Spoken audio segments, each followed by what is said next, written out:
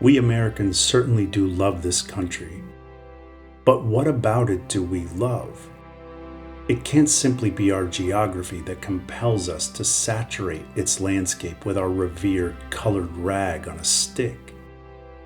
Being American is, after all, merely a cosmic accident, a biological roll of the dice.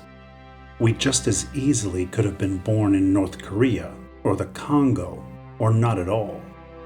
This is ultimately just a patch of dirt on a spinning rock in space. Why do we feel that being born on this particular patch somehow makes us better than the other human beings on this planet? Perhaps it's our freedom. While we may have more freedom than many other people in the world, are we really free? We are forced to give a large portion of our property to a gang of sleazy, corrupt, glorified used car salesmen who decide how much freedom we are allowed to have. And to make sure we aren't being too free, they give money and guns to poorly trained, undereducated G.I. Joe wannabe leg breakers to harass us into compliance. Are we free to raise our children? Are we free to keep the fruits of our labor?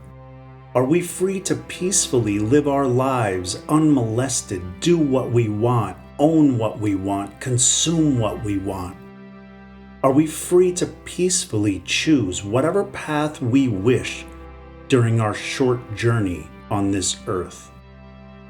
You want to travel? Ask permission and pay up.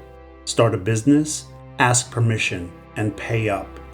Think you actually own your house? Right. Pay up for eternity or we'll take it from you. Eat this, don't eat that.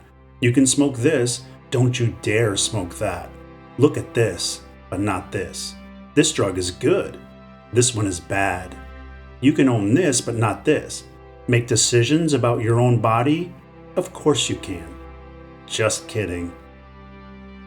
We're forced to send our kids to school where they are made to pledge their allegiance to the colored rag, taught to remember and regurgitate dry facts on subjects that will serve little purpose in their adult life, all while being indoctrinated into believing their sole purpose is to submit and conform, to be an obedient servant to a system that cares nothing about them. They are taught what to think instead of how to think. After all, thoughts become ideas, ideas become beliefs, beliefs become movements, movements unite people, and united people challenge corrupt power structures.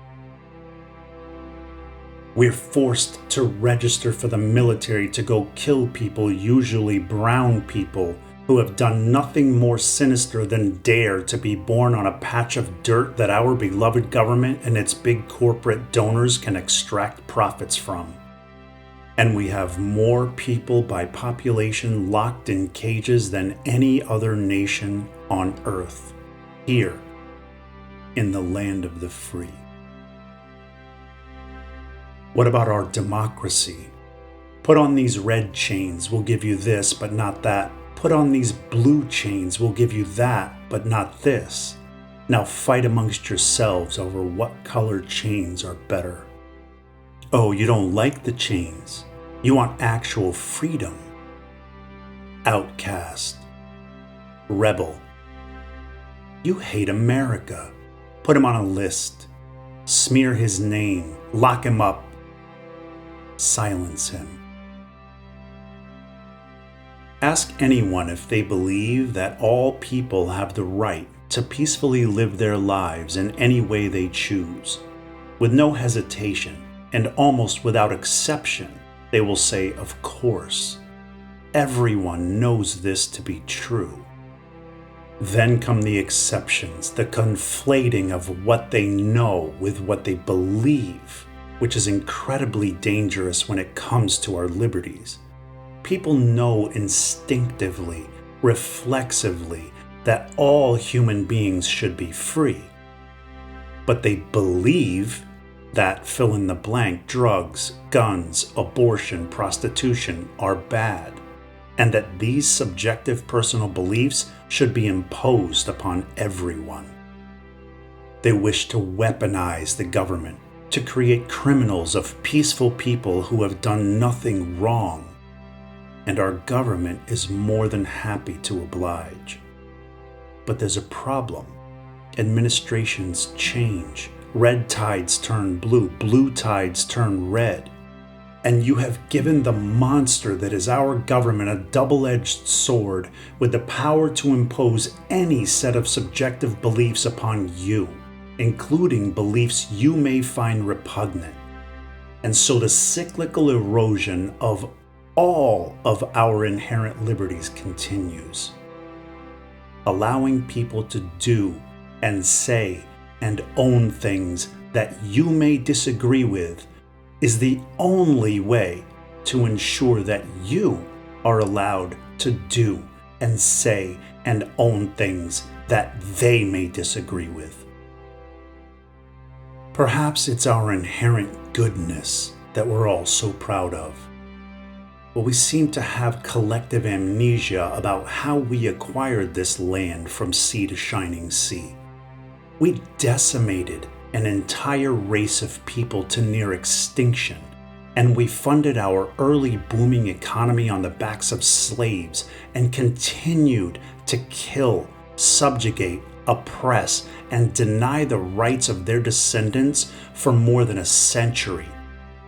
And the remnants of that oppression remain firmly entrenched in our institutions to this day. That's genocide, slavery, racism, and oppression, all under the banner of Old Glory. You proud yet? Look, I don't hate this country. Quite the opposite. I love America. I wore the uniform of this nation out of love. I love the people of all backgrounds, of all colors and beliefs and cultures, from city slickers to country folk, soccer moms and single moms, young and old, rich and poor. We're all the same. We're all human beings, and we all deserve better than the crumbs of so-called freedom we are getting from the corrupt system we currently have. And together, we can have better, but we must be honest about our past and stop being delusional about how great we are, and instead focus on how great we can be together. Stop trying to impose your will upon other people. The only way to ensure our own liberty is by viciously defending everyone's liberty. If you believe this is the land of the free, let's truly make it so. We have the power to, but only if we unite in our shared humanity, embrace each other's differences, agree to disagree, and truly respect each other as free individuals. Together, we can make this country worthy of our pride, and our flag worthy of our allegiance.